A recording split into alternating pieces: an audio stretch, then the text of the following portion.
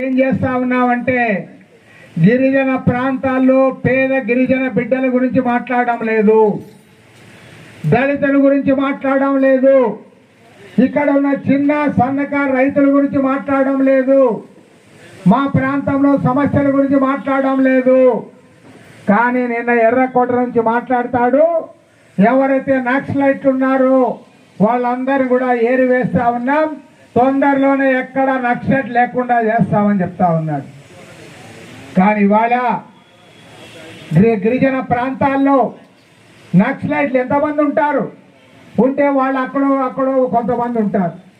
కానీ కోట్లాది మంది గిరిజన ప్రజలు, ఇక్కడున్న పేద ప్రజలు, ఇక్కడున్న దళితులు, వెనుకబడిన కులాల వారు, ఇక్కడ కష్టంగా బతుకుతున్న వాళ్ళు, కనీస సౌకర్యాలకు నోచుకోని వాళ్ళు, స్వాతంత్రం సిద్ధించి 79 సంవత్సరాలు గడిచినా సరే వాళ్ళ పిల్లల్ని చదివించుకోలేని వాళ్ళు ఆ పేదరికం గురించి ఏనాడైనా మాట్లాడావని అడుగుతా ఉన్నా. నువ్వు ఎప్పుడు మాట్లాడినా, అదేవిధంగా హోమ్ మినిస్టర్ అమిత్ షా ఎప్పుడు మాట్లాడినా మీరేం మాట్లాడతారు?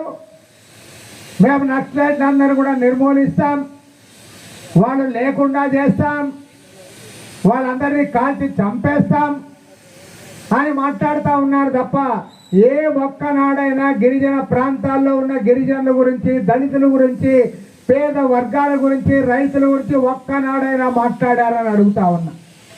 వాళ్ళకి ఏం కావాలో మీరు ఎప్పుడైనా చెప్పారా? వాళ్ళని అడిగారా? వాళ్ళకి ఏమైనా